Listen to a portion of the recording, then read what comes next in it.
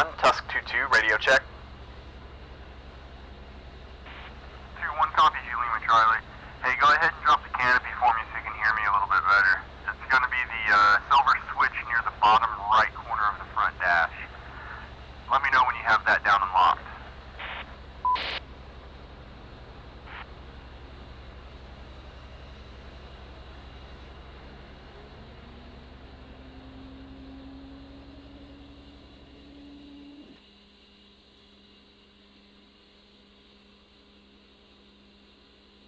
Okay, sir. Canopy is down and locked.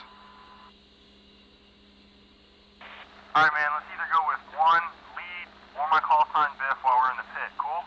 No more of that sir shit. Copy that, sir. Shit.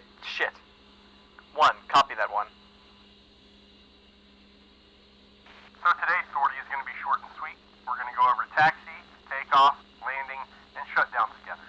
I'm going to act as flight lead even though I'll be following you around. So I'm going to handle all communications and clearances through ATC for the flight. Copy? Okay. Anything I should be aware of or know leading us around Vegas? Just stick to the flight plan and everything will be cool. Roger that. At this point, you're expected to know how to start the jet unassisted. However, I like to offer us going through it step by step to folks on their first sortie. It gives us a chance to break the ice on something low threat before we're even out of the chocks. If you're happy to just press, that's fine too. Let me know what you want to do.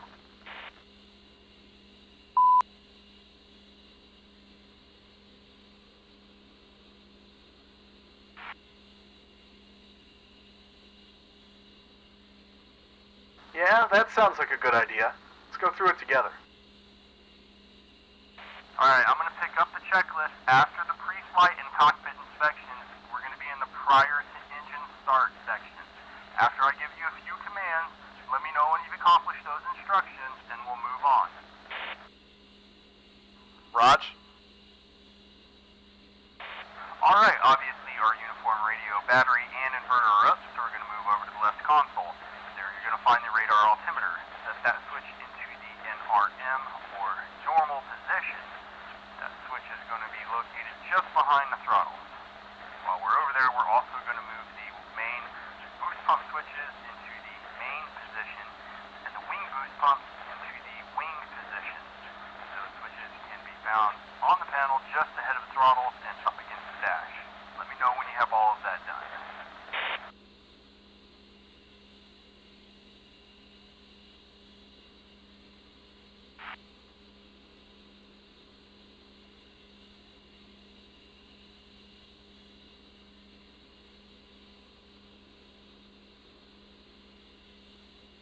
Could you repeat the last part for me, please? Alright, obviously our uniform radio, battery, and inverter are up, so we're going to move over to the left console. There you're going to find the radar altimeter. Set that switch into the NRM or normal position. That switch is going to be located just behind the throttle. While we're over there, we're also going to move the main boost pump switches into the main position and the wing boost pumps into the wing position. Those switches can be found on the panel just ahead of the throttles and up against the dash. Let me know when you have all of that done. Set. Awesome. Now moving up near the top left corner of the heads-up display, on the canopy framing, you will find the accelerometer. I need you to press and hold the accelerometer reset button found in the bottom left corner to zero out our G. Next, on the right console, locate the electrical panel and set both AC generator switches to the power position.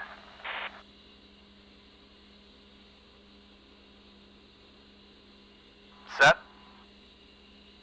Alright, now onto the CDU, which is behind the electrical panel. I need you to verify that the page select rotary knob is in other, and the steer point knob is set to mission. Since we're over there, also go ahead and set your oxygen supply lever to on, and your navigation lights into the flash position.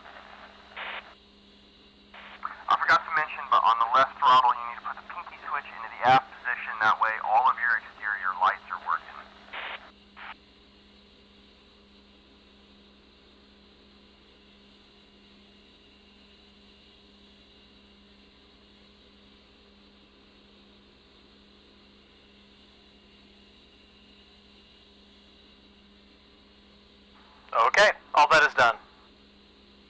Cool. Now we need to check out all of our caution lights. So back on the left console, just ahead of the SAS panel, you're going to find two buttons. One of those is going to be labeled Signal Light Lamp Test, and the other one is going to be Fire Detect Bleed Air Leak Test.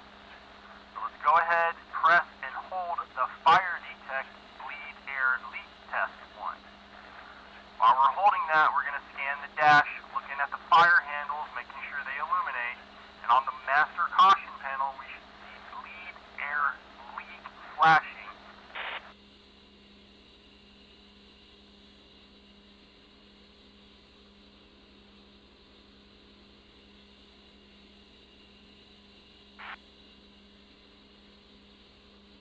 Okay, that's good. Great. Now I need you to verify for me that you show 3 green landing gear lights next to the lollipop or landing gear handle.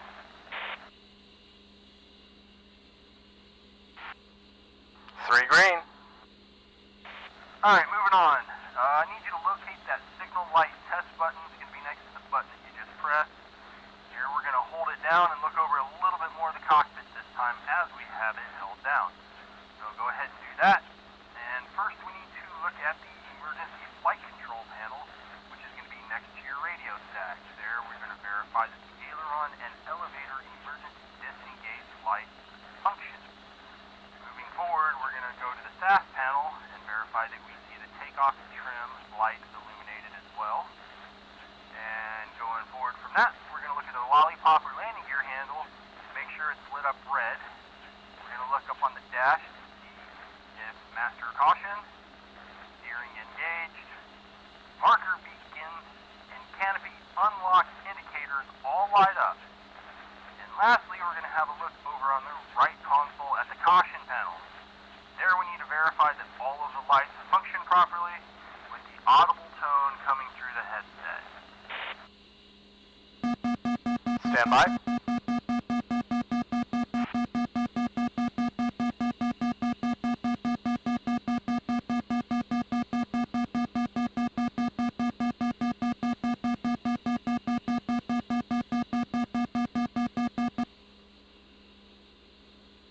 Okay, that's all good.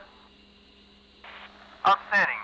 Alright, moving over to the fuel quantity and hydraulic indicator panel. Here's where we're going to test our fuel quantity. The first thing that we need to do is check the totalizer, which is the digital numbers. You should see 11,000 pounds of fuel. Is that what you were seeing?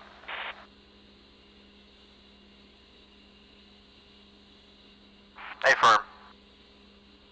Go ahead and move the fuel display selector knob into the internal position.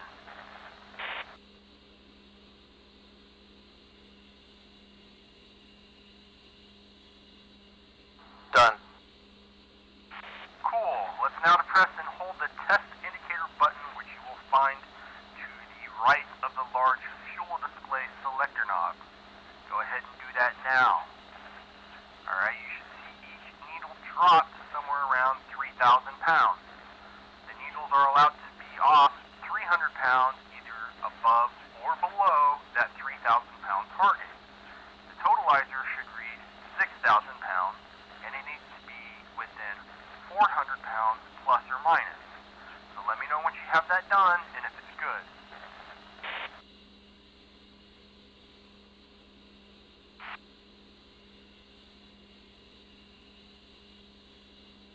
Okay, we're good there. Right on.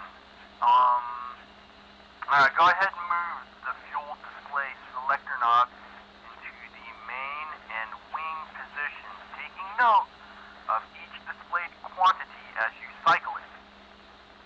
You should see something close to 7,000 pounds in the main and about 4,000 pounds in the wing tanks, and that should add up to your 11,000 pounds of total internal fuel.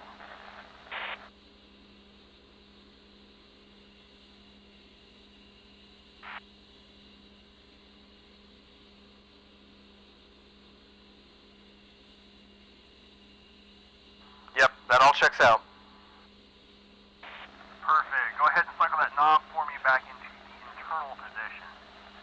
Alright, now moving back to the environmental system panel, we need to check out our oxygen. So go ahead and verify for me that you have a good supply of LOX, which we should have the full 5 liters indicated by the analog gauge.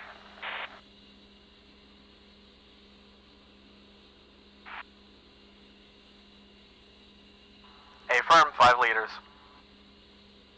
Alright, now go ahead, depress and hold the test button, which you're going to find to the right of the gauge. The needle should slowly begin to fall, and once it reaches 1/2 liter, we should see oxy low flash on the caution panel. Let me know once that has been accomplished.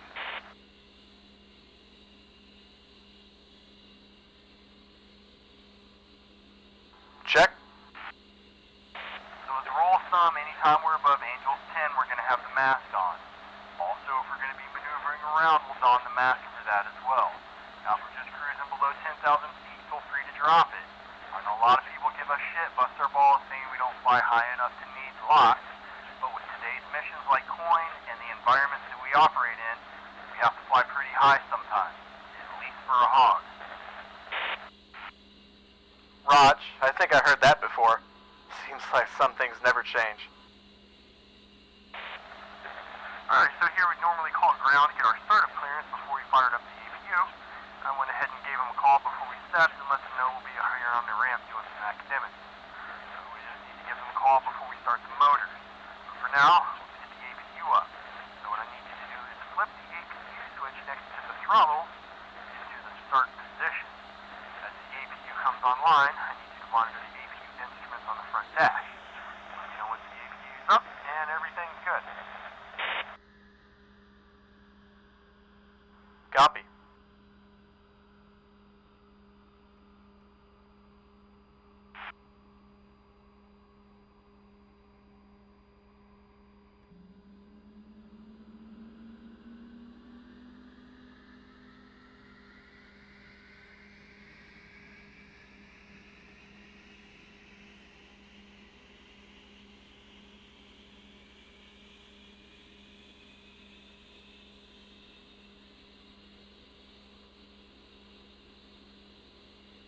Good start. Nice.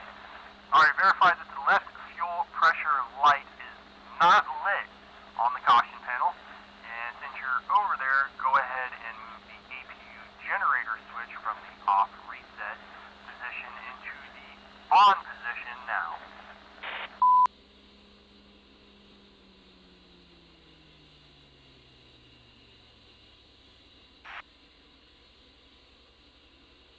Done. Right on. Onto the CDU panel.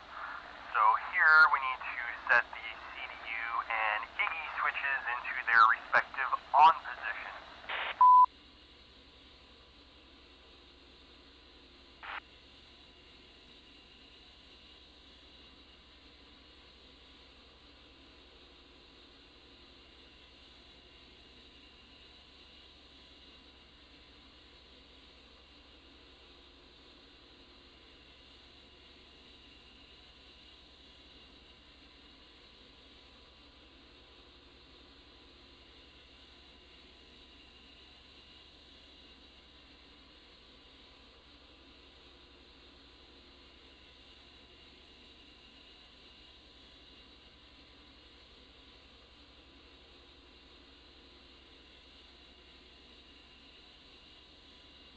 Okay, both in the on position. Alright, so here we're going to deviate from the checklist just a little bit. We're going to go ahead and get our Victor and Fox radio spun up. Now we need to do this so that you and I can still talk, but we can monitor the ground frequency at the same time. So on your Victor radio panel, which you're going to find located right behind the throttles, go ahead and move the frequency mode dial, or the far right dial, from the off into the TR position, and also set the frequency to 126.500, and stand by for the radio check.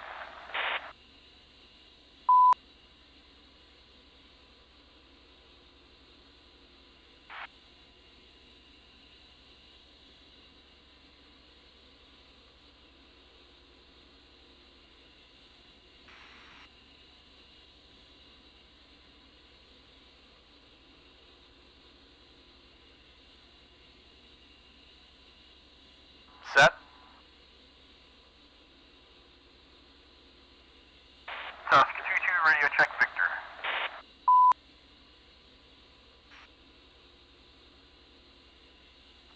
1-2 copies you, Lima Charlie. Right on. Moving on to the Fox radio, which is the furthest aft in the radio stack. Go ahead and put the frequency mode dial into the TR position as well. Set frequency for 33.000, and again, wait for the radio check.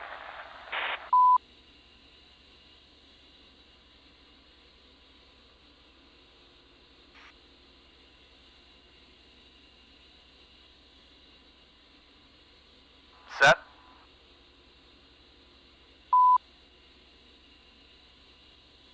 Test 2-2, radio check on Fox.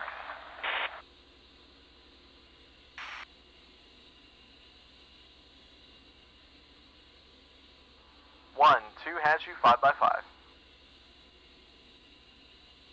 Bitchin, we'll use Fox for our interflight from this point forward today and for all of our future flights. Copy.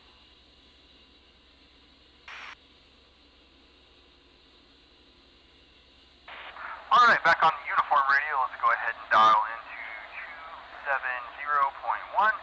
That is the frequency for Nellis ATIS. So here we're going to get the most current weather and remarks before we call ground for startup. If you need help with the format, go through the reference card from the briefing and we'll break it down piece by piece. Once you've got it all figured out, let me know and we can go from there. Oh, one more thing that may be useful in the future whenever you work with different radios. On the left console, just below the emergency flight control panel, you're going to find the intercom control panel. Here you can set the volume of all navigation and radio systems. If you're expecting a lot of radio traffic, it might be a good idea to reduce the volume of some of them. In this case, you're going to have an ATIS message repeated over and over again. So after you note down the important parts, you need to change to a chest break or just reduce the volume, okay? Copy. Visibility broken 5,000 feet.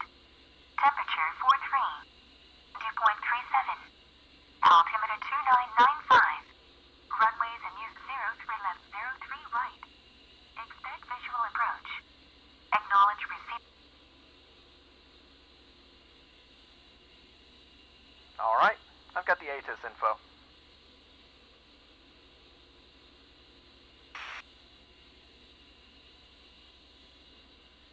Alright, what's the altimeter setting given through ATIS?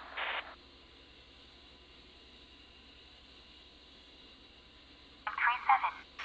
Altimeter 2995. Runways in use 03 left, 03 right. Expect visual approach.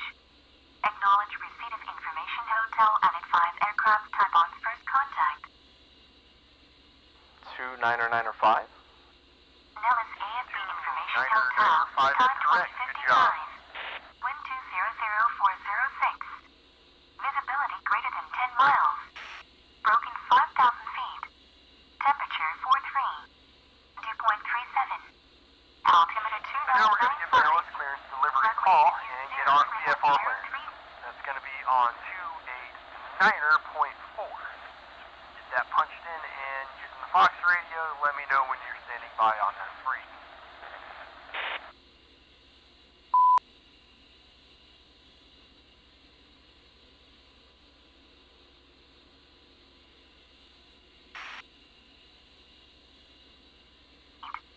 Temperature 43. Dew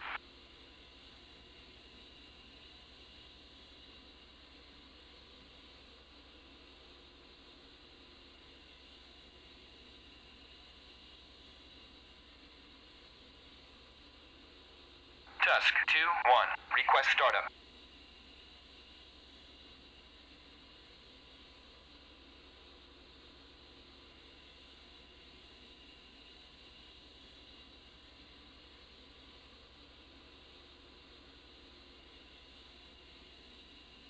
Tusk 2-1. Request startup.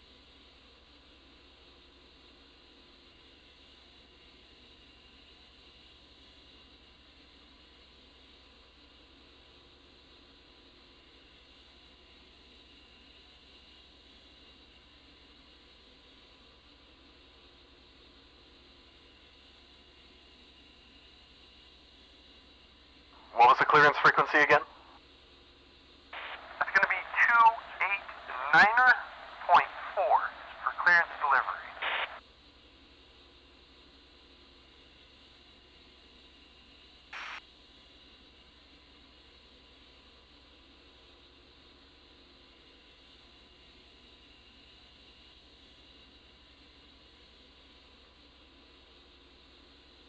Tusk 2-1. Request startup.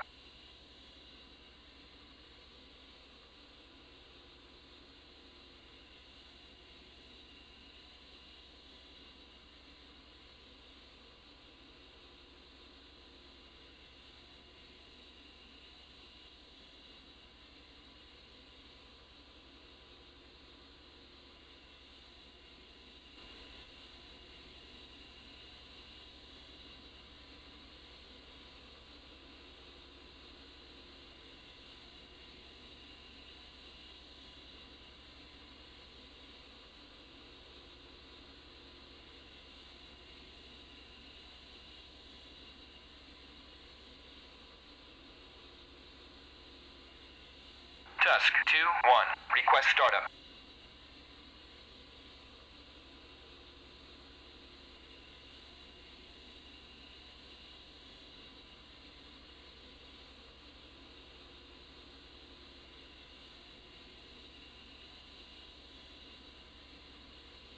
Tusk 2-1. Request startup.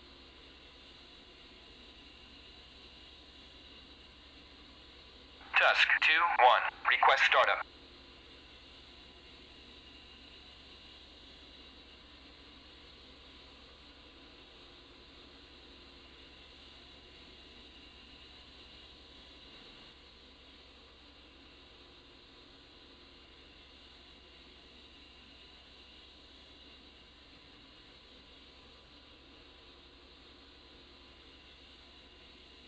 Broken 5,000 feet.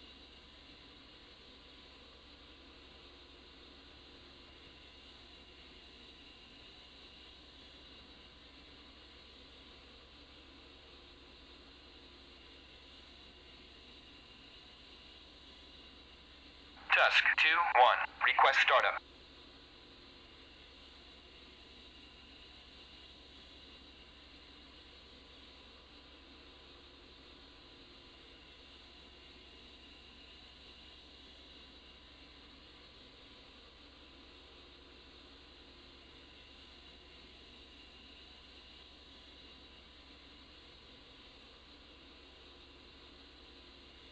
Chief, stow the boarding ladder.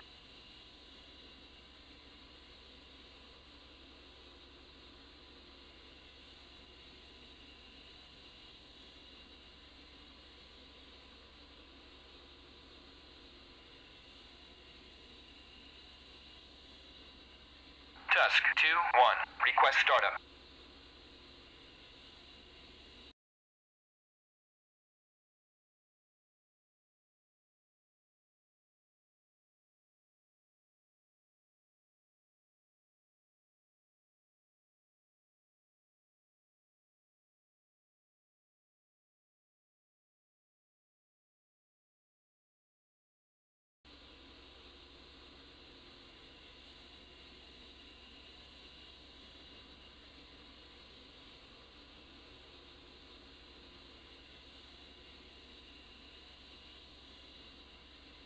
Tusk 2-1. Request startup.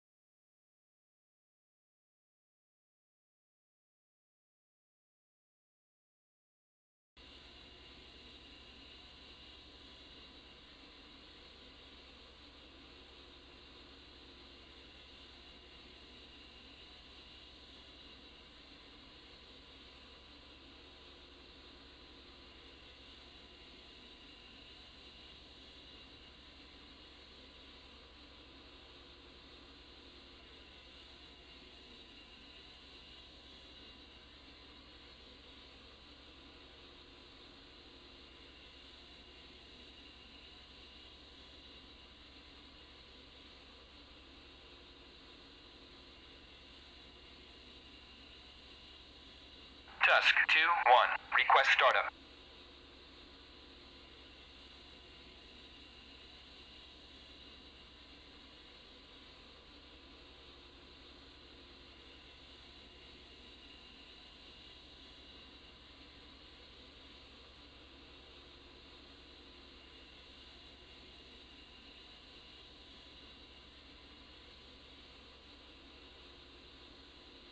Two's up on 289.4. We get our IFR clearance from them for every sortie that we fly. Again, I'll handle it this time, but in the future, when you're flying as lead, you'll get the clearance. Stand by for the call.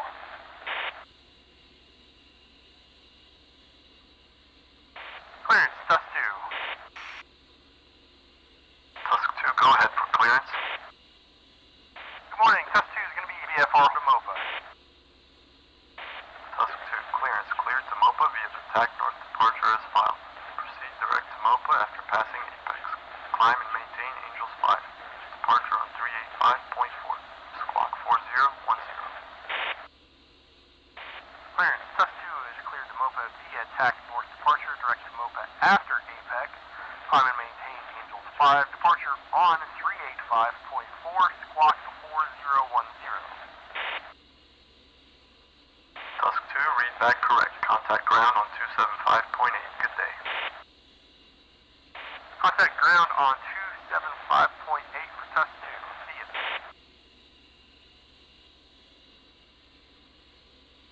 Awesome, we're now ready for startup. So to go ground at 275.8 and using the Fox radio, please let me know once you're there.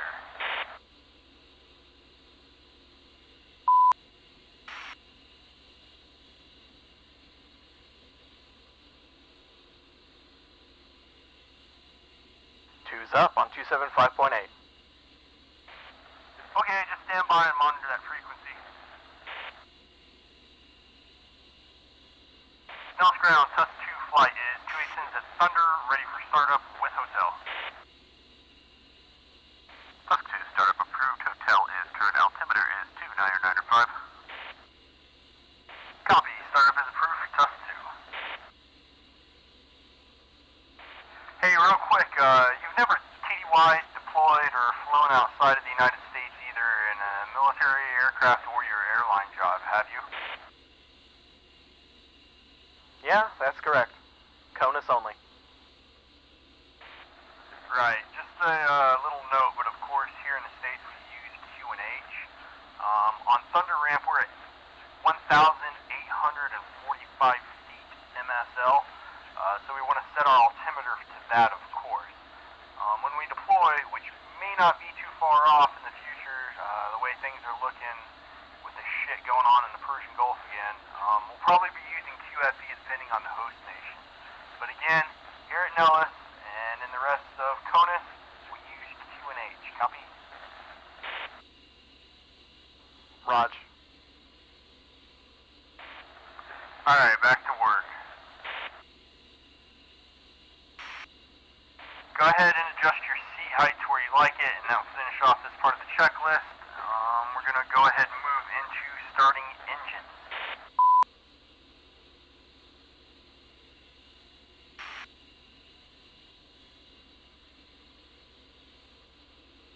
Copy. Ready. Okay, go ahead and move the left throttle out of the cutoff detent and pull it back to the idle stop. This will begin the startup sequence. As that is happening, we are going to watch the engine instruments for any abnormalities. You will see the master caution come on for the APU gen, so just push the master caution light on the UFC to silence it, as it is normal. Let me know when that engine is up and the engine start cycle light is off on the caution panel, indicating that the startup process for that engine is complete. Copy.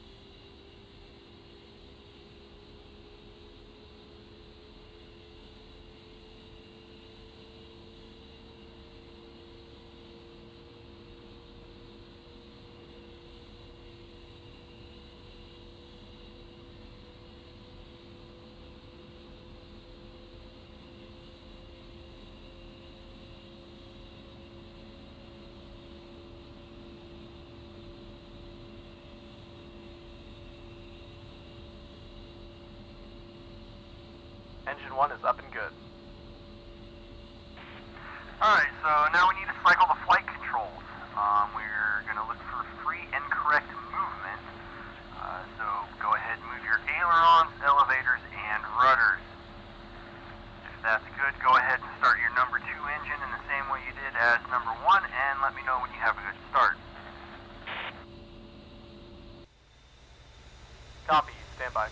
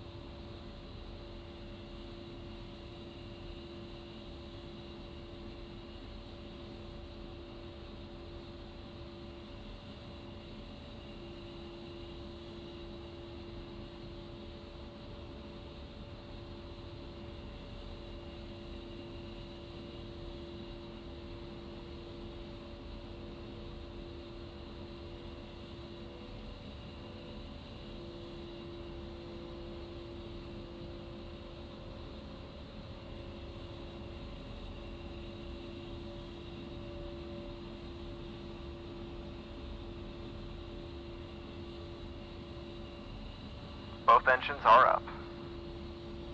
Alright, so going back to the oxygen stuff on the environmental panel, we're going to make sure that the emergency and diluter levels are in their normal position. Supply lever is on and the flow indicator is working.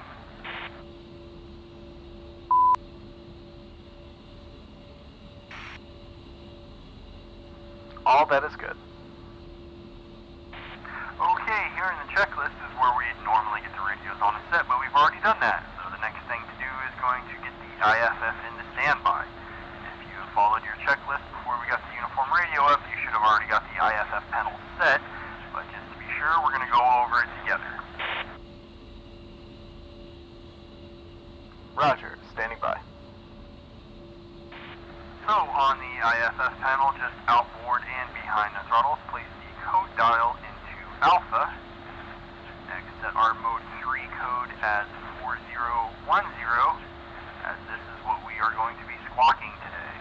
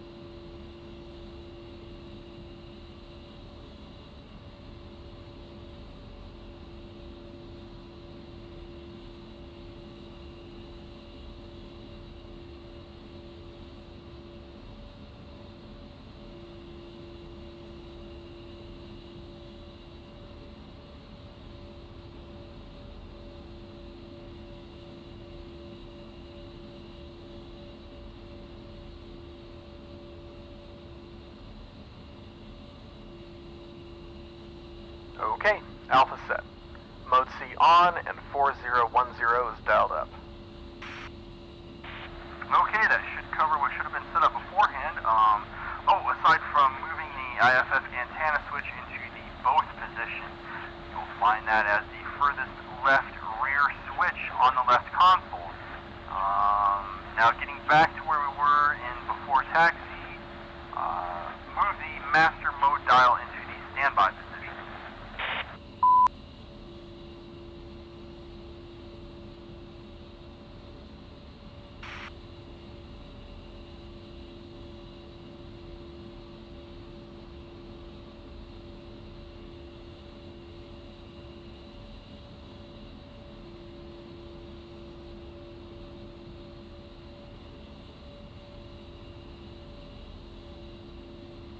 Okay, standby set.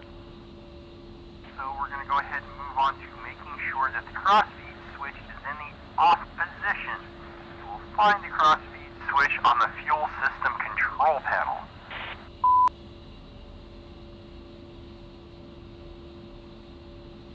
Set. And just to the left of that, we're going to make sure that the emergency brake handle is in the full forward position.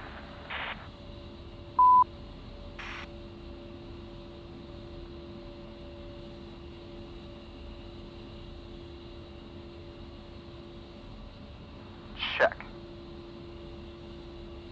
Going back onto the right console, you will find the ILS and TACAN control panel.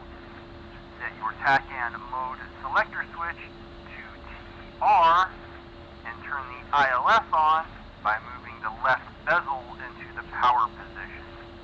Also set your TACAN for 12 X-ray and dial into 109.10 on the ILS.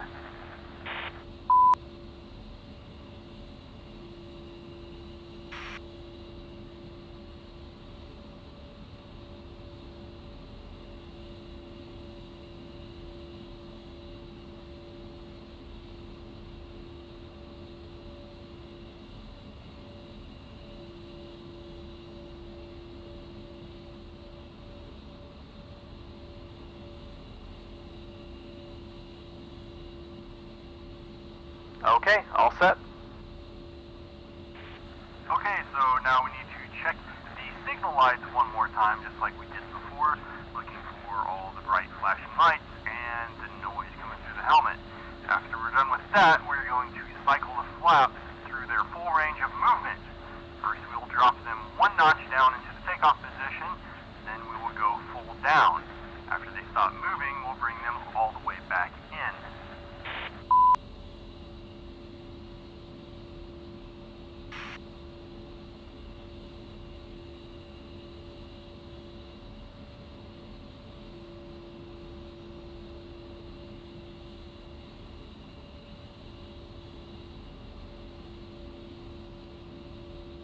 Lamps and flaps are good. We're now going to test the speed brake emergency retract. There are several things that need to happen either at the same time or very close together.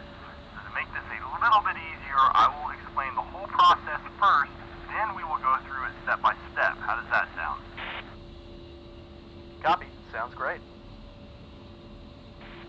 Again, this is just going to be a quick description as to what we're going to do, so don't press any buttons right now. So the first step is going to be locating the speed brake emergency retract switch on the yellow and black outlined emergency flight control panel. On that panel in the upper left corner, you will find that switch. What you're going to do is hold open the speed brake switch on the throttle in the open position. As the boards are opening, you are going to throw that switch forward into the speed brake emergency retract position while still holding the open command on the throttle. Okay, while still holding the switch open, you should see the speed brakes stop in their movement. You're going to release the switch on the throttle and try to close them. They should not move. At that time, return the emergency retract switch into its original unmarked position and slightly close the speed brakes. After you slightly close them, you're going to fully open them. While they are fully open, cycle the ailerons while checking for free and correct movement. If that's all good, fully close the speed brakes and check for proper hydraulic pressure. Easy peasy, right? I think so. Okay, it's hold open the throttle speed brake switch and flip the emergency retract, which should stop them. Try to close them, which shouldn't work, and return the emergency retract switch. Then slightly close and full open on the boards. Check for movement, then close and check hydro pressure. Right? That's it, man. So go ahead and give it a shot this time while I read you through it. Sound good?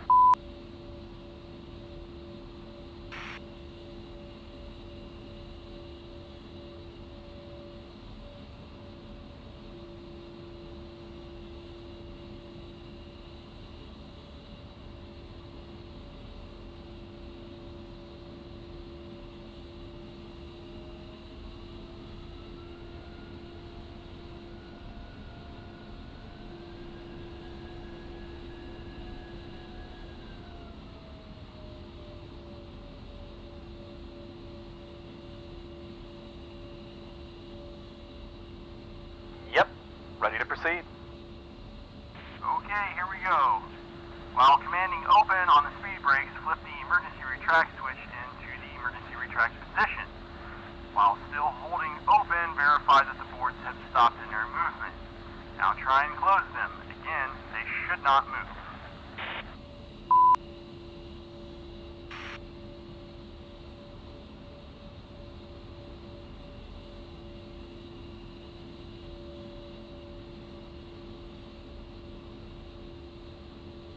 Check.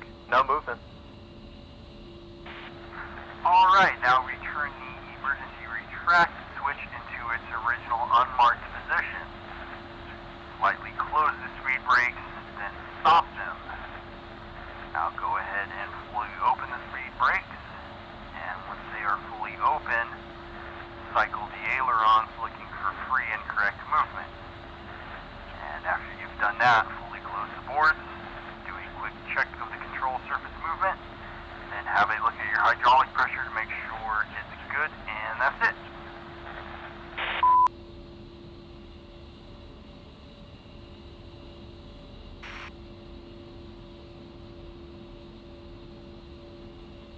Okay, everything worked as designed and pressures are good, I think. Normal pressure is anywhere between 2800 and 3350 psi, correct? Yep, that's exactly correct. Next thing we're going to do is the stability augmentation system checks. So SAS basically smooths out your control inputs and helps with the stability of the jet. It works through the yaw and pitch channels and does things like automatically coordinates turns and provides pitch compensation for speed brake deployment and precision attitude control. So we're going to first turn on the anti-skid, then engage the 4 SAS channel switches near the throttle. Do that now, please.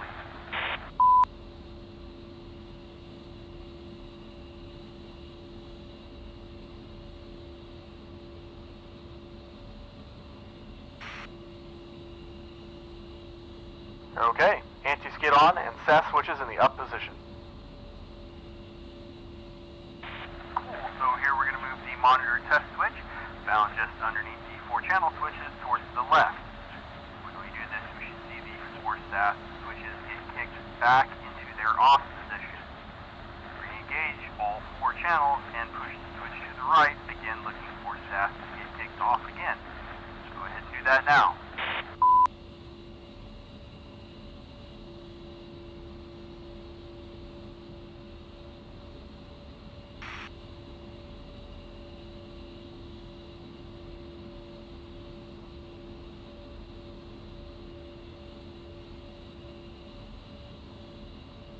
Alright, both left and right are disengaged on all channels. Perfect. Re-engage the 4 channels and leave them there. Next, go ahead and depress the takeoff trim button on the SAS panel until you see the light come on just above it. This, of course, indicates that your trim is neutralized.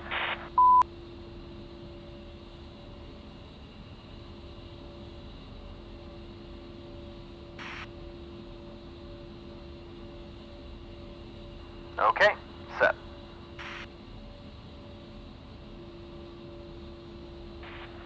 Alright, going back to the front dash, underneath of the left MFCD, you will find the AHCP, also known as the Armament HUD Control Panel. Here we need to put the IFC switch into test, and the JTRS and PCIe switches both into their respective on positions. Also, we're going to turn on both MFCDs, and eventually these will default to the DCS upload page. Once that page is pulled up on either MFCD, we're going to press OSB 10 labeled Load All, and this will start the DTS upload process. Standby 1.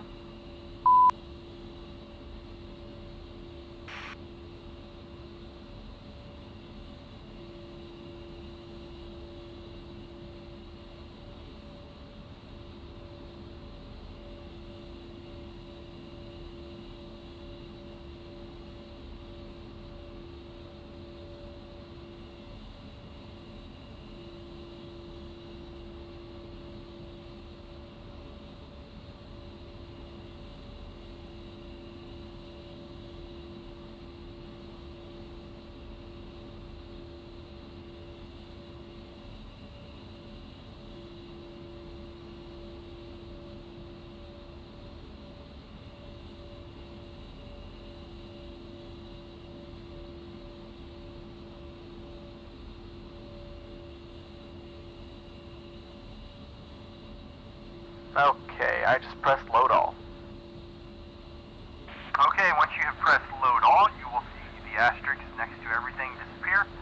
15 seconds or thereabouts later, they will all reappear. This indicates that the DTC was successfully uploaded onto the jet. Copy.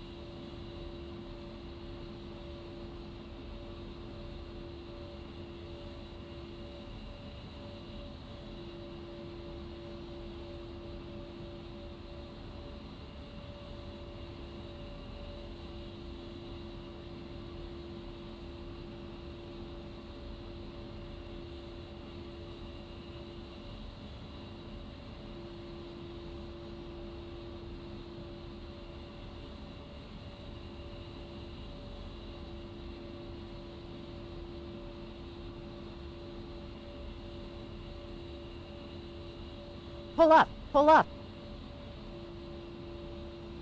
Altitude, altitude.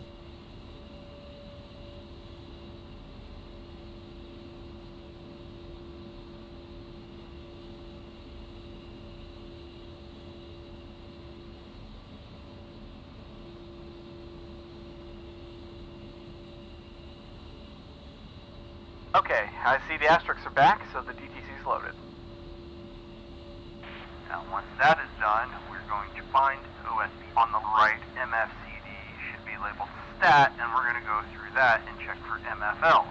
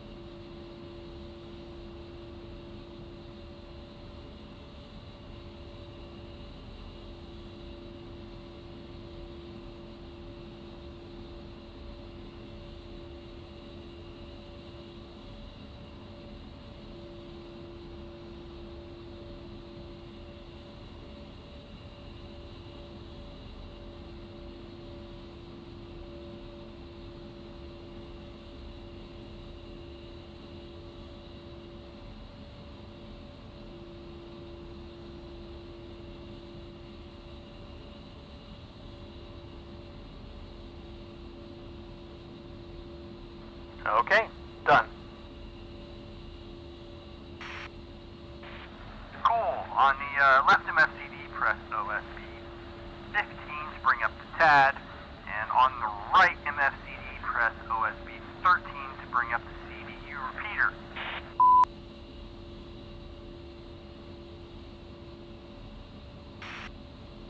Okay, done.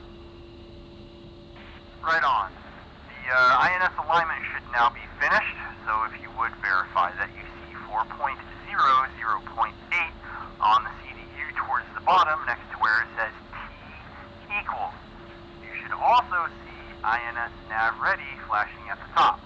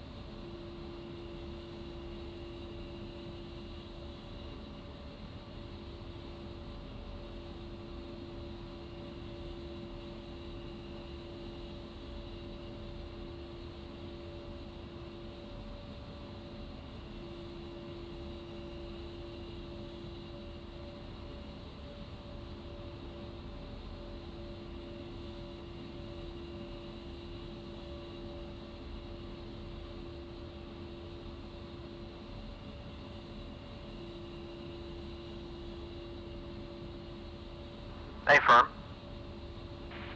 Okay, on the CDU, depress the right line select 3 key for nav. Then when you have done that, place the steer point rotary dial into the flight plan settings. Then on the nav mode select panel ahead of the joystick, press the IGE button and verify the steer point button is illuminated as well.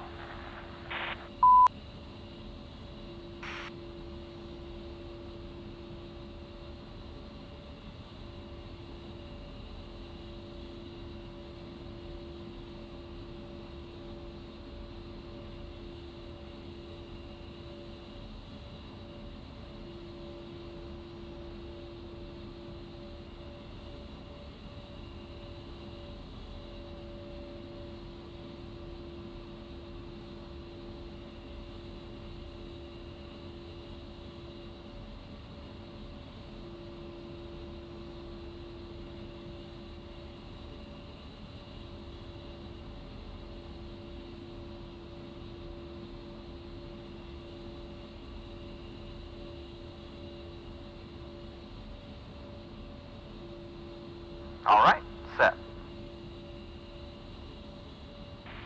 Okay, on most sorties, here is where we would get the TGP and our countermeasures set up, but since we're not going to be using either of those today, we'll just move on and we will check our flight instruments.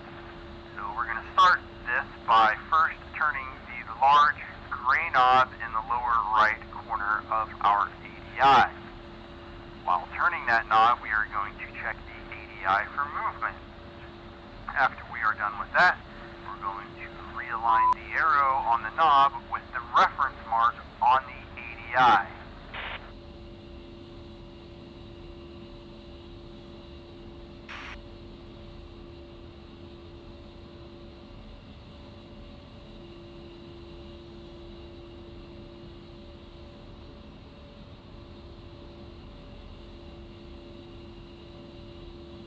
That's good.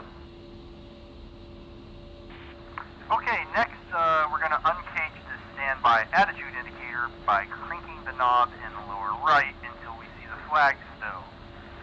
We will then align the aircraft symbol to the horizon and it should be good.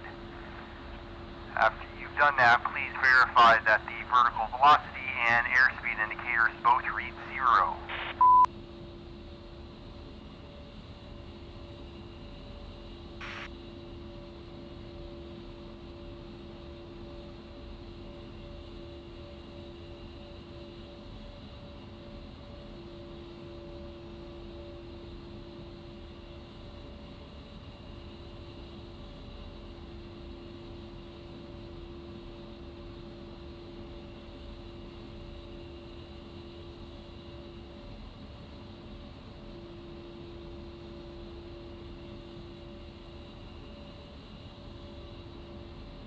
Good. Alright, next we're going to run the bit on the FC. So using the UFC, push the enter button and let it do its thing. Providing you have no grounding bit faults, let me know when you're ready and we will proceed to the next step. Copy, stand by.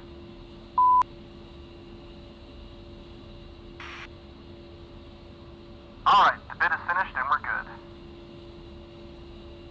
Sweet, go ahead and move the FC switch into the on position at this time, please.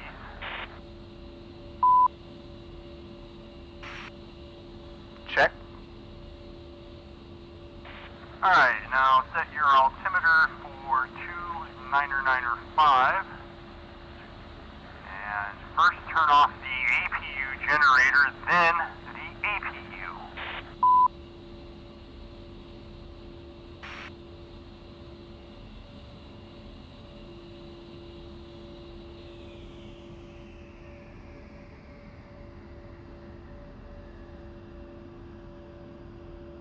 Done. Okay, now we need to do the idle core RPM check. To do this, we are going to rapidly advance the throttles and return them back to idle. Again, you're going to do this very quickly. We will need to go from idle to mill and back to idle like boom, boom, boom. As we do this, though, you need to verify that we do not exceed 70% for either motor. Also, while you're doing brakes so the aircraft doesn't roll or jump out of the chocks.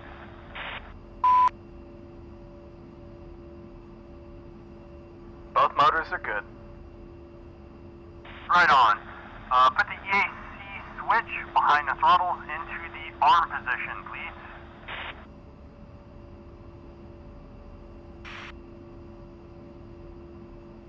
Armed.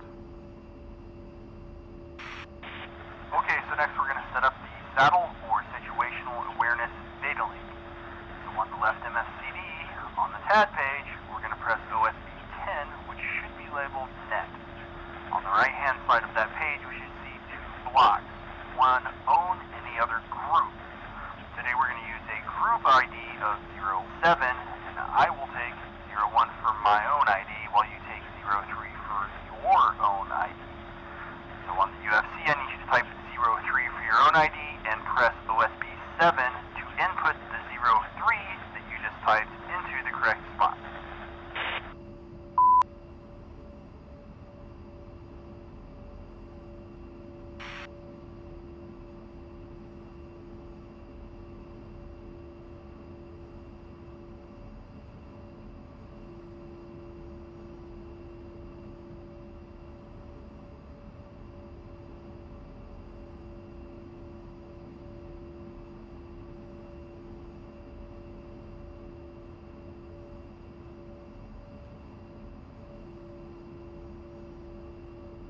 Alright, saddle is set.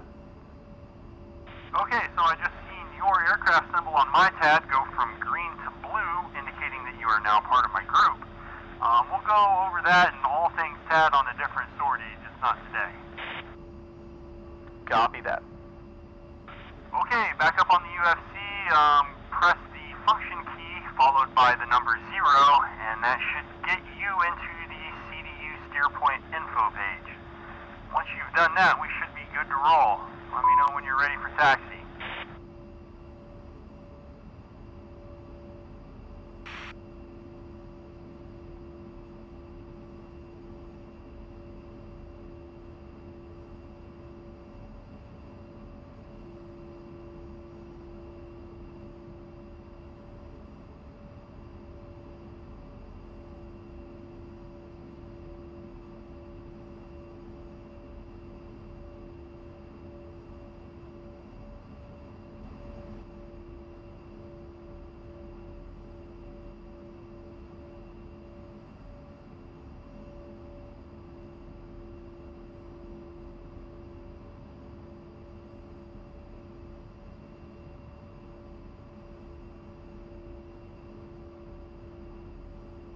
Set and ready for taxi.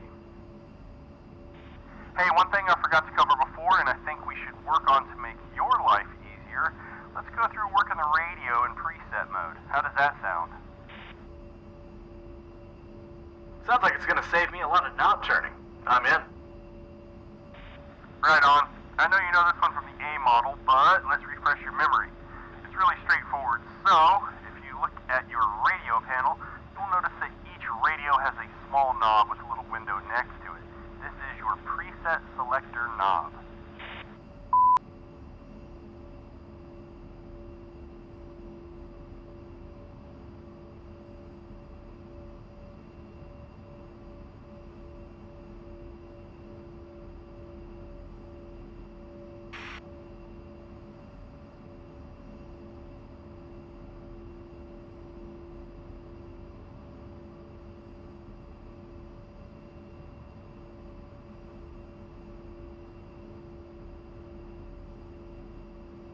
Okay.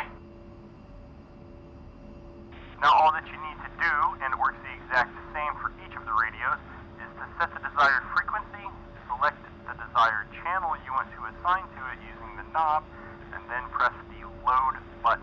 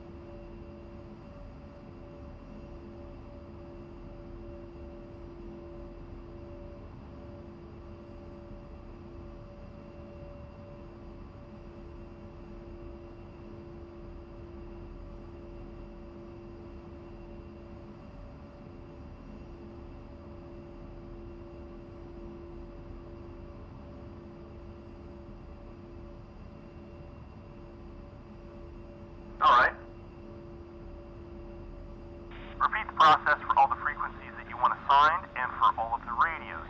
Oh, and if you're thinking where is the load button on the uniform, it's hidden under the load preset cover.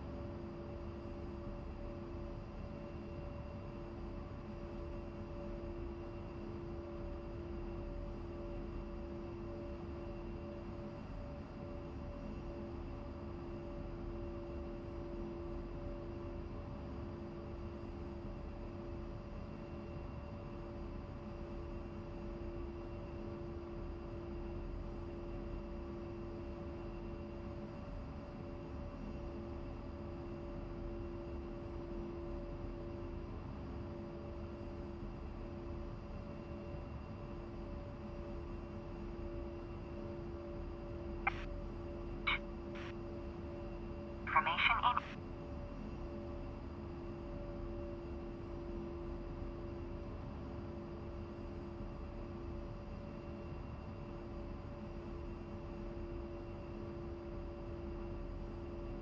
Yeah, nothing has changed.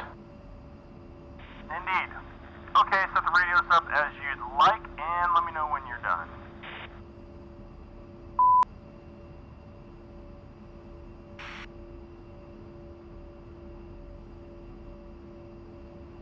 Okay, set.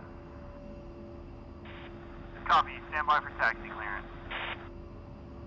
2.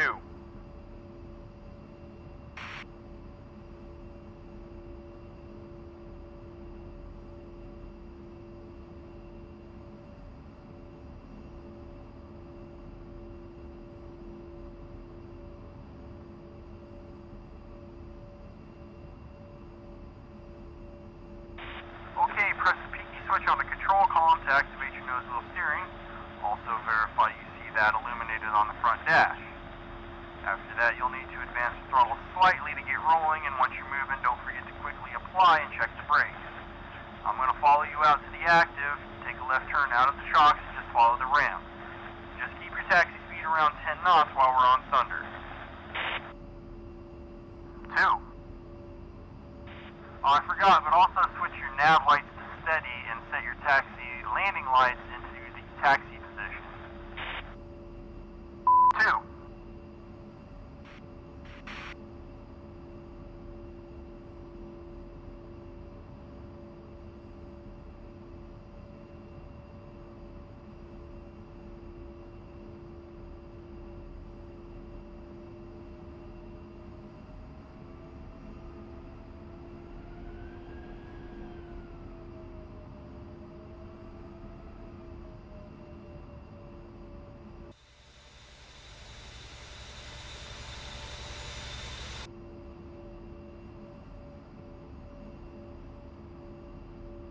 Chief, remove the wheel chocks.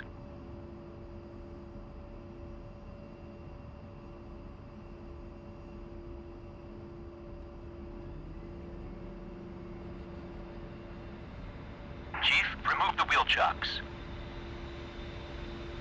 Copy. Wheel chocks are now removed.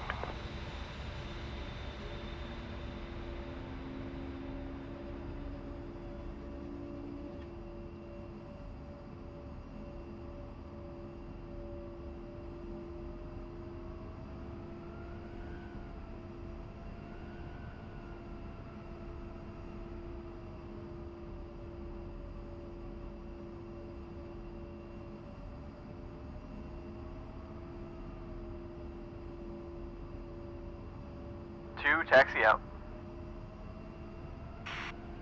Alright, as you can see Nellis is pretty busy and Thunder is a tight ram. You're going to want to really watch out around here for people, jammers, trucks, bobtails, trailers, cars, and bread vans like this guy off to the right. Raj? Yeah, those bread vans are especially bad. Their guys are always in a hurry, picking up and dropping off people, plus the expediters are going spot to spot checking on things. Just keep an eye out for them. Welcome.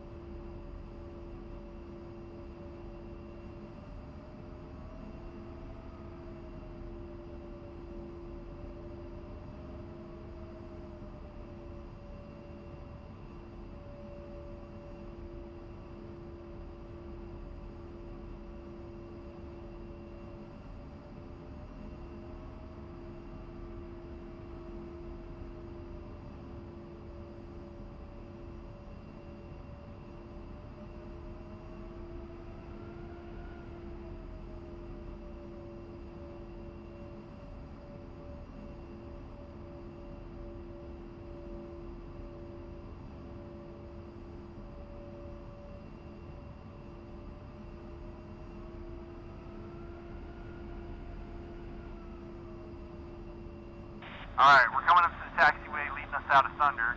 This is going to be taxiway Charlie. Follow it off to the left and continue straight.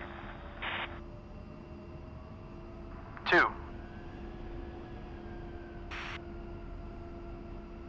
When we taxi, we want to keep it around 15 knots, but certainly under 20. The nifty way we can check our ground speed is to press OSB 10 twice on the CDU page. Here you're going to see it switch from indicated airspeed to ground speed. Now to get it back to indicated, we simply hit OSB 10 once more. Very nice.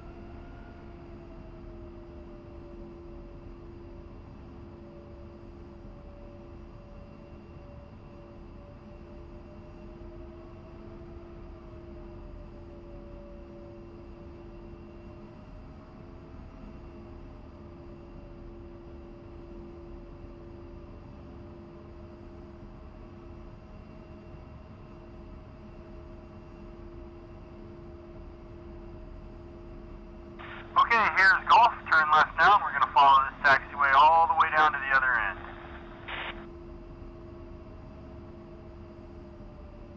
Raj?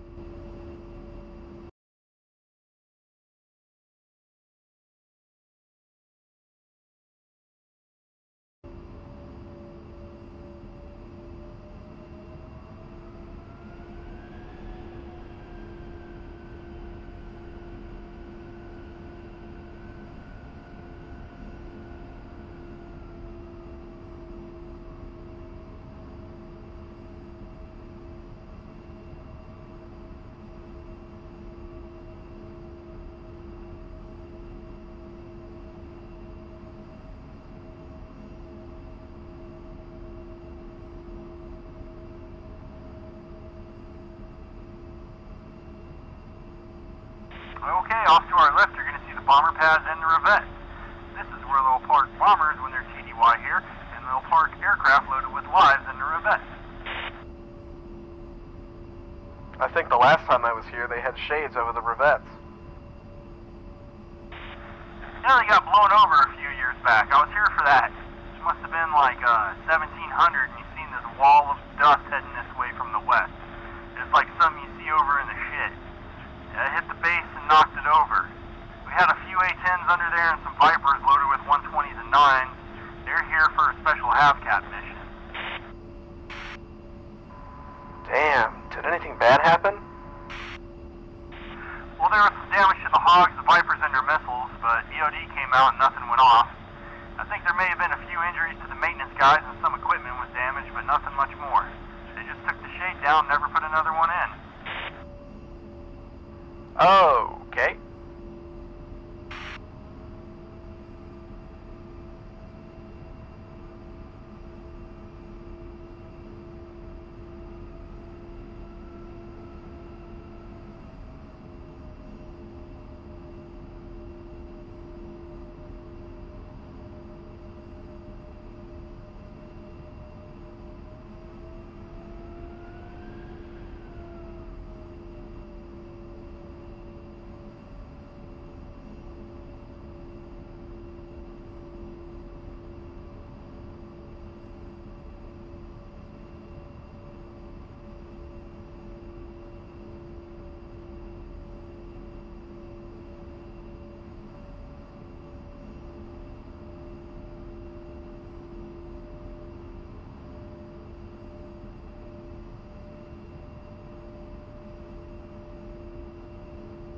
Okay, we're approaching Alpha, so get ready to turn right and prepare to hold short for the runway until I can get us takeoff clearance.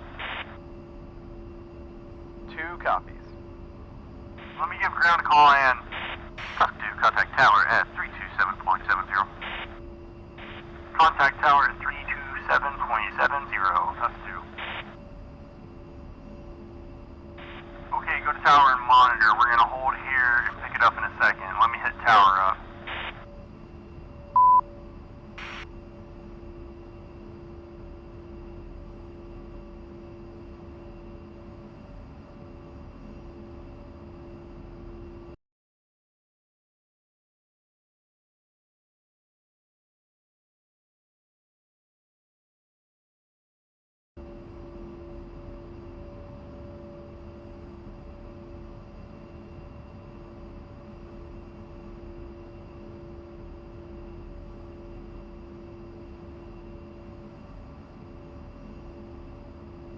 Tusk 2-1. Request startup.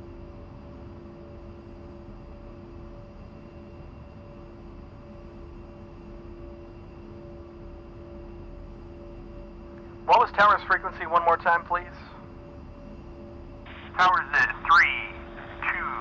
327.70. 327.70. Raj?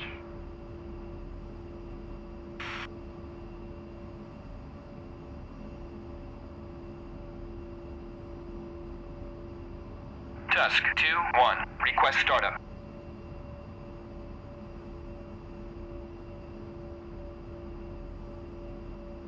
Alright, set. Tower, Tusk 2, holding short 03 right at Alpha. Hey, can we hold on the active for some academics and delay departure for a few minutes? Tusk 2, Nose Tower, runway 3 right, line up and wait. You've got a few minutes, advise we're ready for departure. Clear to enter and hold 03 right. We'll advise we're ready for takeoff, Tusk 2. Before either of us enter the active, we need to quickly go through the before takeoff check. First, take a look at your engine instruments and make sure everything is good and in the green. Next, set your flaps for takeoff, verify your speed brakes are closed, put the IFF into the normal position, and verify the takeoff trim is set.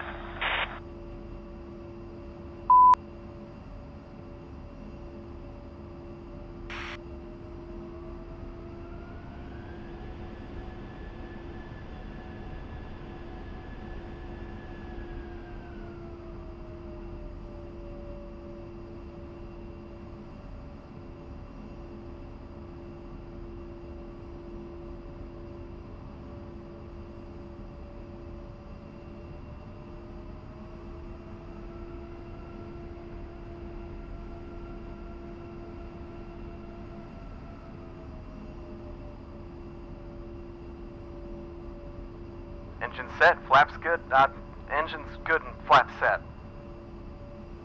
Alright, verify that your oxygen is still good, canopy is down and locked, arm the rocket chair, turn on the strobe lights, and verify we are seeing indicated airspeed on the CDU.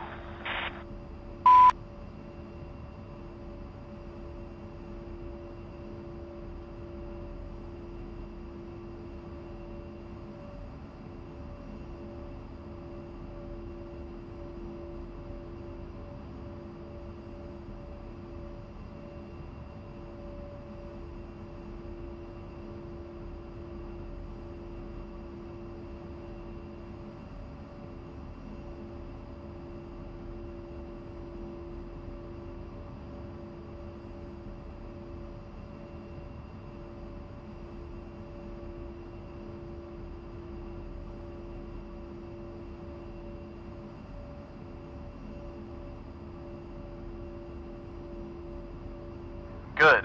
Set and showing indicated airspeed. Cool. Go ahead, take the active, line up on the center line, and we'll run through the lineup checks. Let me know when you're ready to press. 2.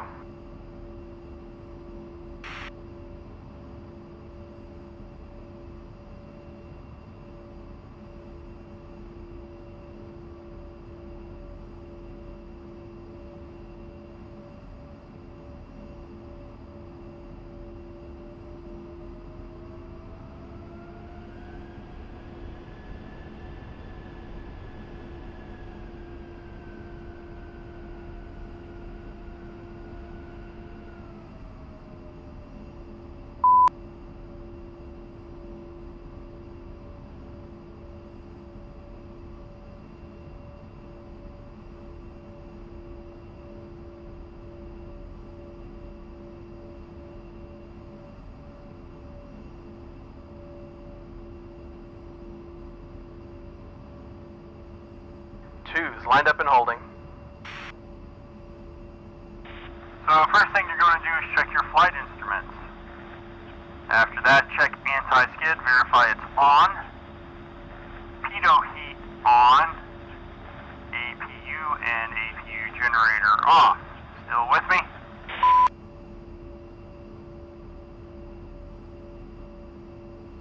Yep, good so far. So you may have noticed that we're taking off with the wind. I know this is probably pretty odd for you, but here at Nellis it's not too unusual to land and take off away from the city, providing the winds ain't too bad. Now we do this because of the noise and to reduce the risk of flying all those aircraft and even live munitions over very heavily populated areas. Okay, let me get us takeoff clearance and we'll proceed with the next step. Stand by 1. 2. Nellis Tower, Tusk 2, holding 03 right, and ready for departure. Tusk 2, Nellis Tower, wind 202 at 6. Runway 3 right, cleared for takeoff. Cleared for takeoff, 03 right, Tusk 2. Alright, so we're now cleared for takeoff. We're going to run the motors up to 90% on the core RPM and hold them there for a bit. Check and make sure that everything's in the green and we have nothing lit on the caution panel. If everything's good, release the brakes, then advance to full throttle. Disable the nose roll steering when you have rudder authority by hitting the pinky switch again on the control column. Roger.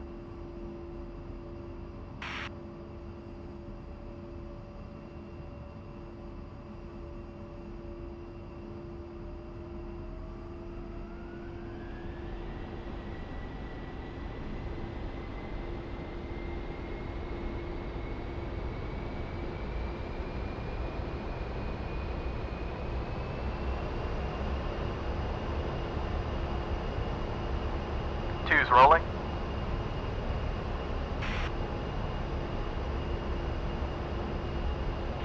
One's rolling. Okay, after takeoff, fly runway heading and climb to 5,000 feet.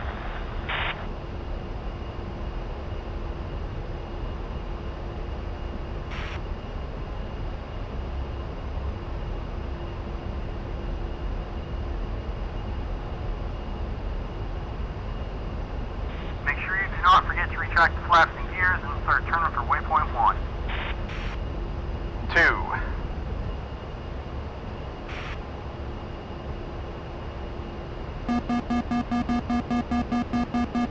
Alright, let's get to and maintain Angels 5 for now, if that's okay. Copy, looking for Angels 5.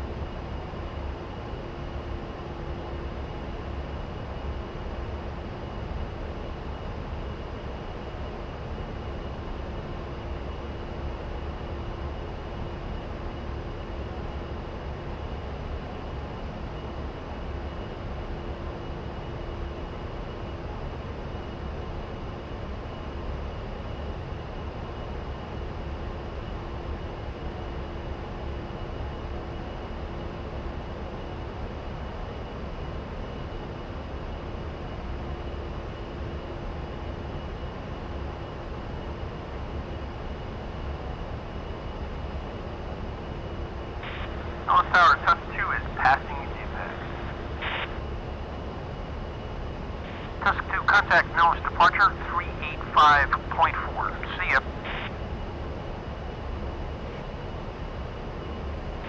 385.4, Tusk 2, good day. Go 385.4.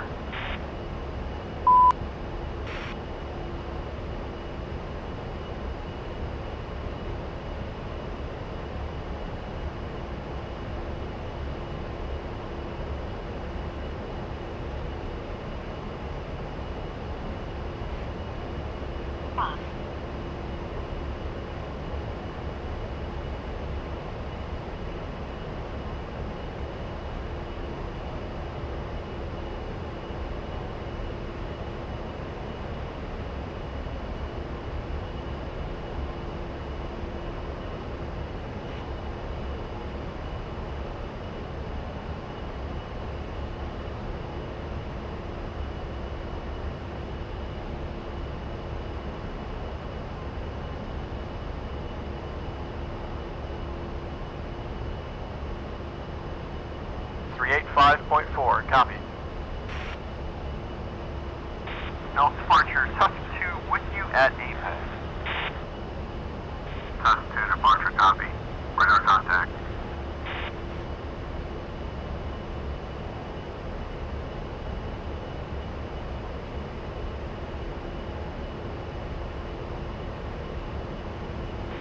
Alright, down and off to our left you can see Interstate 15, which comes out of the northeast corner of Vegas. 95 on the other side of town heads northwest. We'll use 95 to get out of Vegas and into the NGER in a lot of our missions. And we'll follow 15 back into Nellis for recovery post-mission. Today we're going to follow 15 up to MOPA, then turn around and follow it back for recovery at Nellis. Copy. Alright, Kermit, I'm saddled up on your right-hand side, so can you go ahead and pick up the speed a little bit?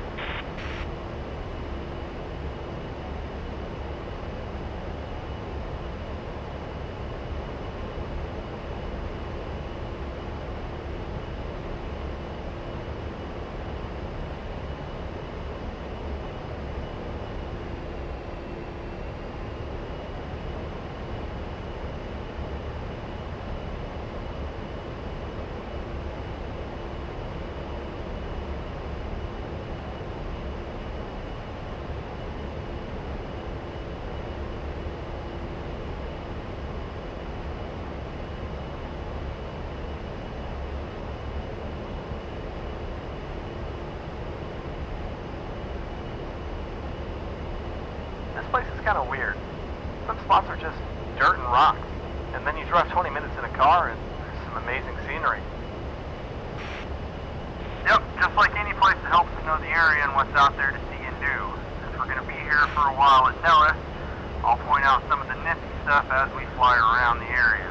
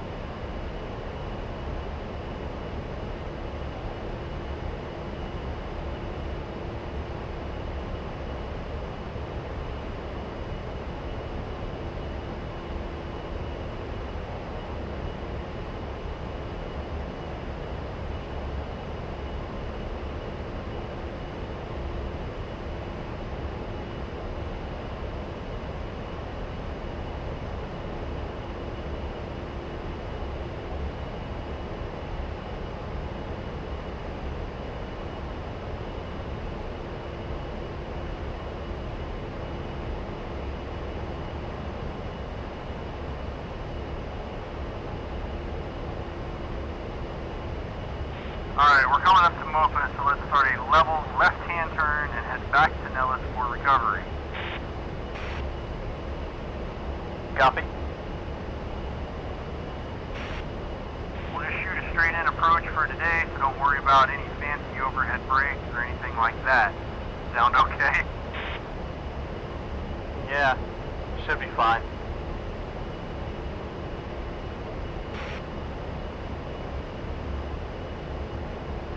Alright, I'm going to contact departure so we can get our free change to approach. Stand by 1. Copy. Departure Tusk 2 is southwest of Mopa and is turning inbound to landing. Tusk 2, copy. Contact approach at 2901725. Approach at 291-725 for Tusk 2. Alright, go ahead and get that punched in and start monitoring.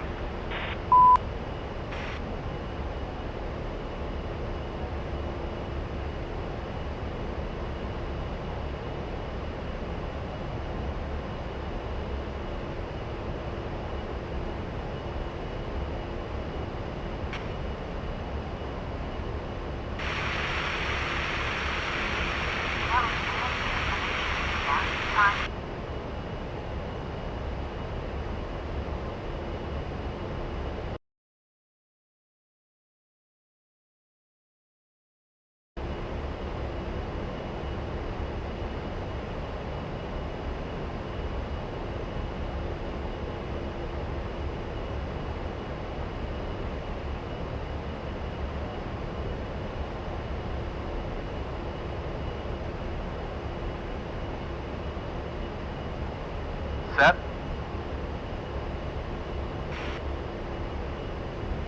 No approach, Tusk 2.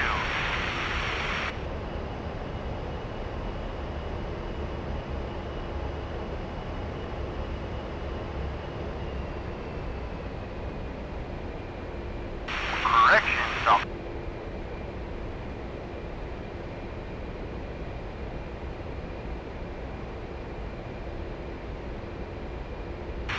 Inbound Nellis, altimeter 29095, set visual for runway 21 left. Continue. Runway 21 left, Tusk 2.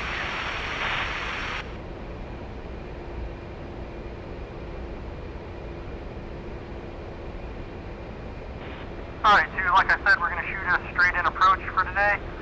We'll get the jet configured for landing several miles out so we can go through the checklist without being rushed through it, even though it's pretty small. So for the descent and before landing portion of the checklist, the first thing we're going to need to do is check our altimeter setting. It may have changed since we took off, but it is still 29095 in this case. Next is speed brakes. Configure as required. We're straight and level, so they should be closed. And check that the anti-skid is on. Check. Alright, continuing on. Invis and landing lights as required. Fuel quantity check. Again, we should be good here since we launched with full tanks and we've only been up for a few minutes. Check that you're still using indicated airspeed, and we're going to try and hold 200 knots for the time being. And lastly, remove and stow your nogs, which of course you're not wearing because it's daytime. So, before landing checklist is complete.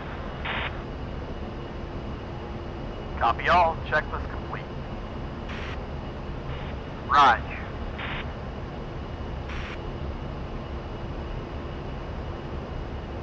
Cessna approach. I'm going to have you continue as a flight for now, but I'm going to have you guys use separate approaches. So 2-1 orbit for station 10 miles out, please. Approach, test 2 console, and 2-1 will orbit at the truck stop.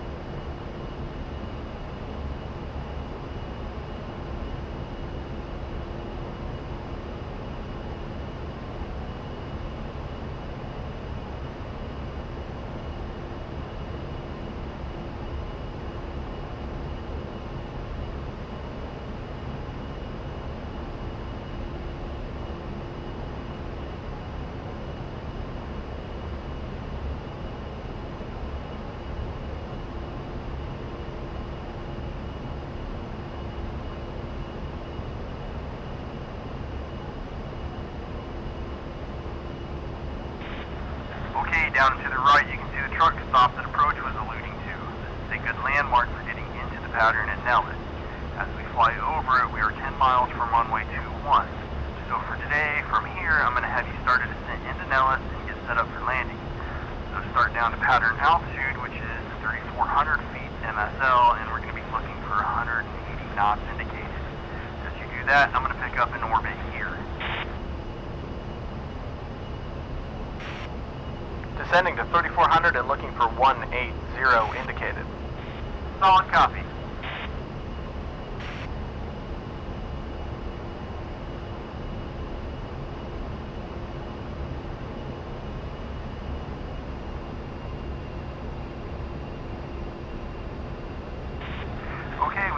180 knots, go ahead and drop the gear in flat. If you would confirm that you're showing gear down and locked, if you wouldn't mind.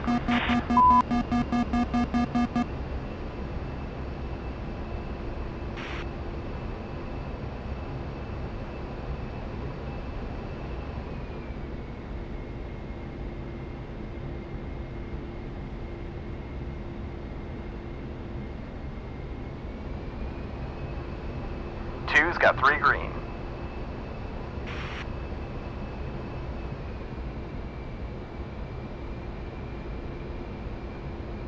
Test 2 to contact tower 327.70. Good day.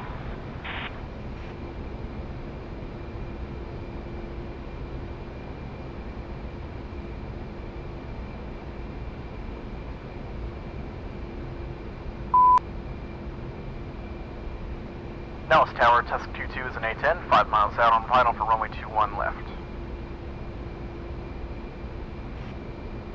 Tusk 22, Dallas Tower, clear to land 21 left, winds are 202 at 6, check gear down. Clear to land 21 left, Tusk 22.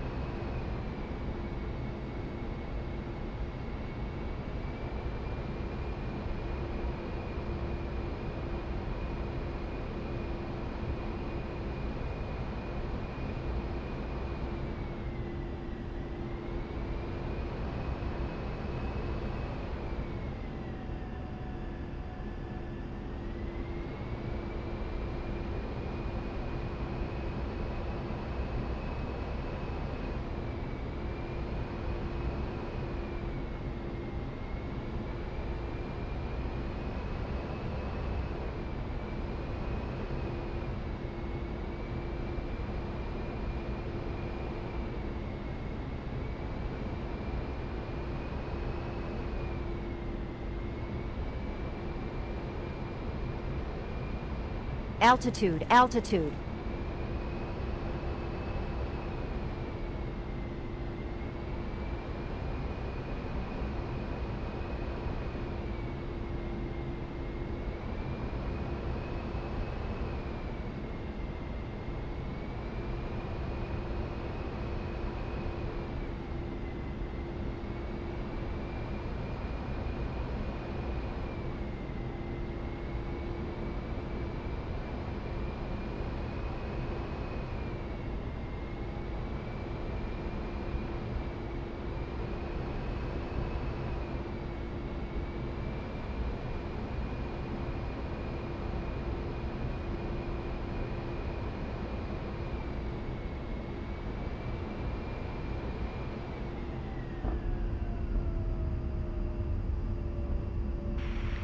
Safe on deck. Just stay on the active until you're at the end of the runway. That's going to be taxiway Alpha. Pull off a little bit and hold there. Raj?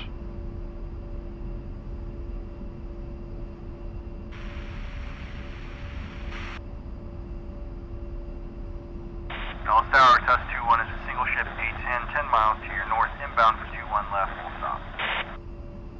Tusk 21, Dallas Tower, clear to land 21 left, winds are 202 at 6, check gear down. Clear for landing on 21 left, Tusk 21.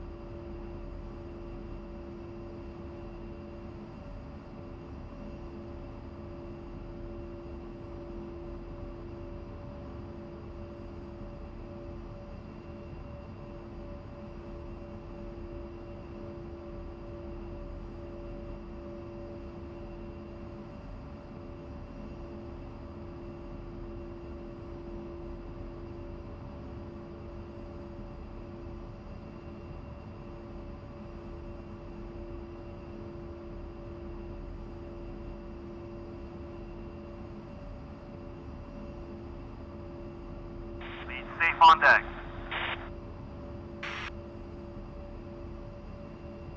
Tusk 2, vacate when able. Contact ground when clear of the active. Clear active when able and contact ground, Tusk 2. Okay, let's head over to ground on 275.8. Acknowledge receipt of information.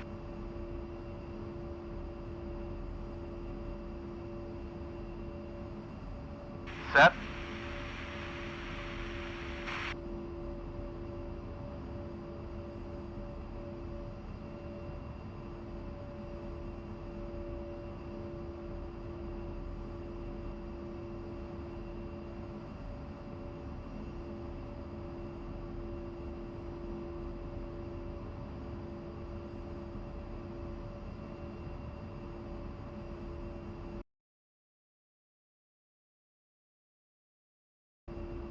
Ground, Tusk 2, flight clear of the active, looking for taxi back to Thunder. Tusk 2, continue via Golf and Charlie for Thunder. Tusk copies. When we start taxiing back, try to keep the RPMs below 80% on the core. The reason we want to do that is because if we keep the RPMs low, we can count the time spent taxiing towards the required 5 minutes at idle before we're allowed to shut down the engine. Copy. I'll make sure to keep it under 80. Okay, go ahead and start rolling. I'm going to exit via Bravo and just move on to my parking spot. I need you to go ahead and continue via Golf and Charlie. Just park next to me when you get on the ramp, okay? Roger.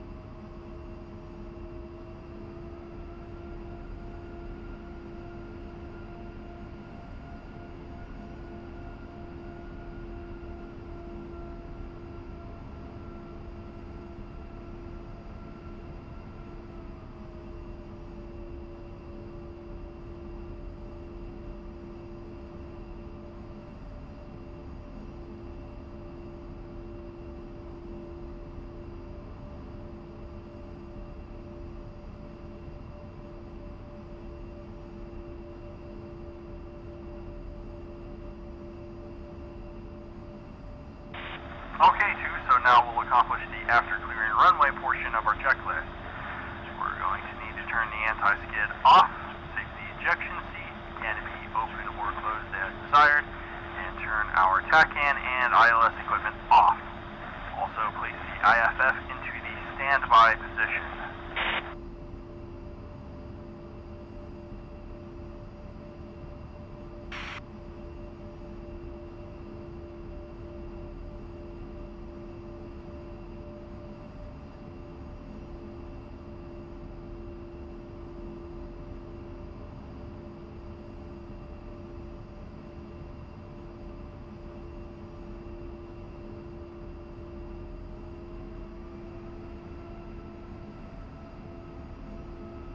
Copy. Okay, ensure that the HUD is in the daytime setting. Countermeasures mode switch into standby and system switches off, then turn off the CMSP, which we didn't turn on.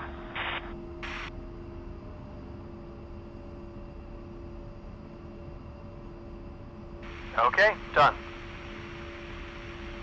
Perfect. Pitot heat off. Position light to bright and flashed. Strobes off, and pull the flaps in.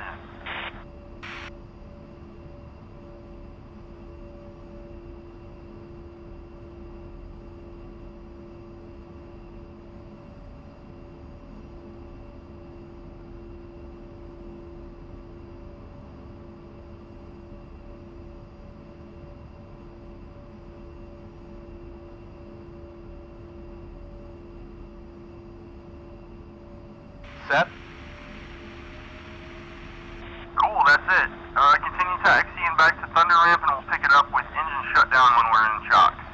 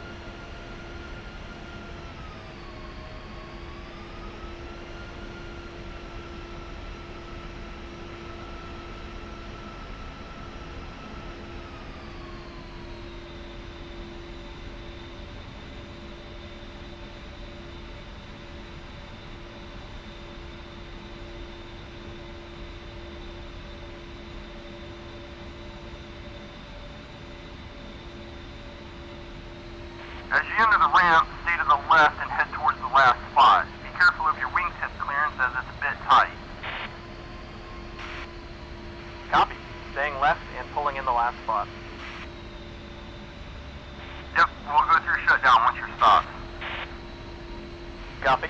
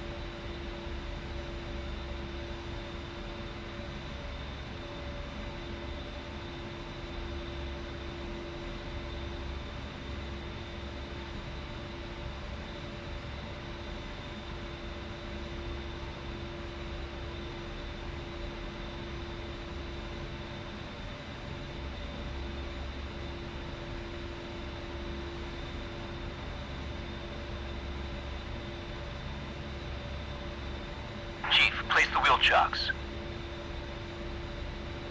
Copy. Wheel chocks are now in place.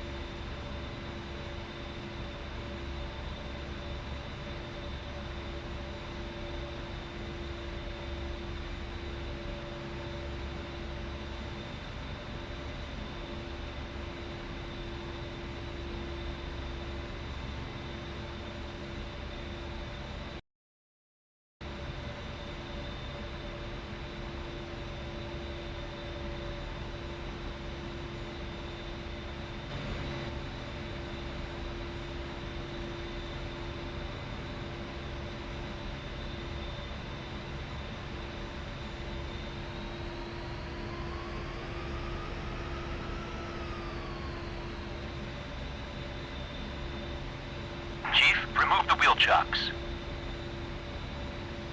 Copy. Wheel chocks are now removed.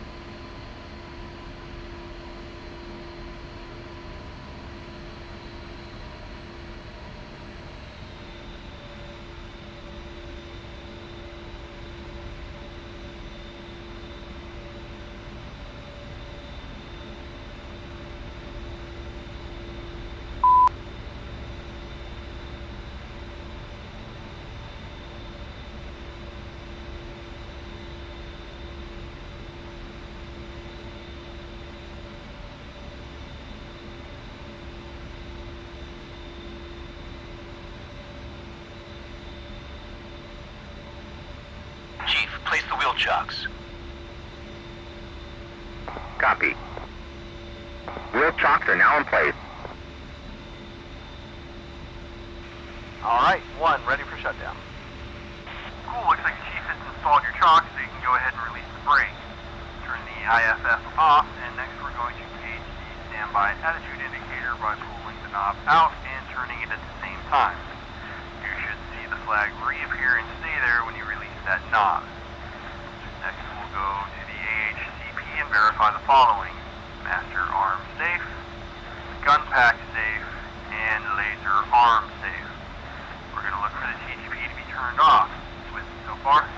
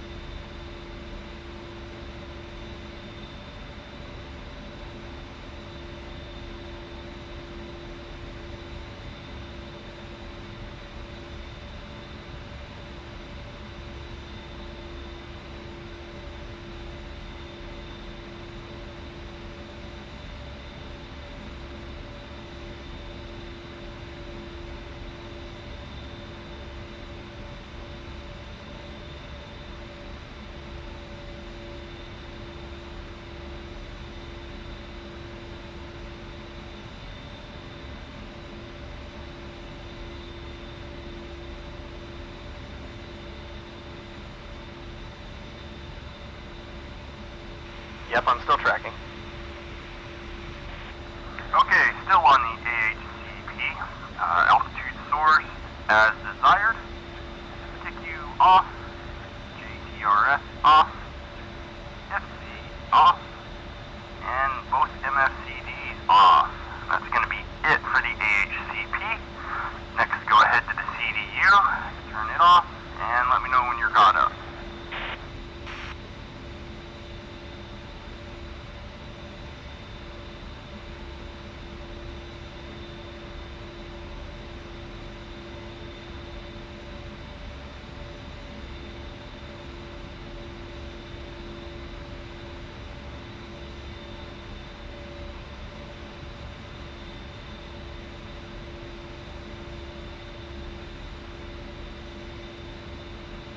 Okay, I'm all done with that. Alright, so adjust the seat to the full up position, and if we're good on that 5 minutes below 80% core RPM, we can cut the engine after we go over the last few steps. Cool?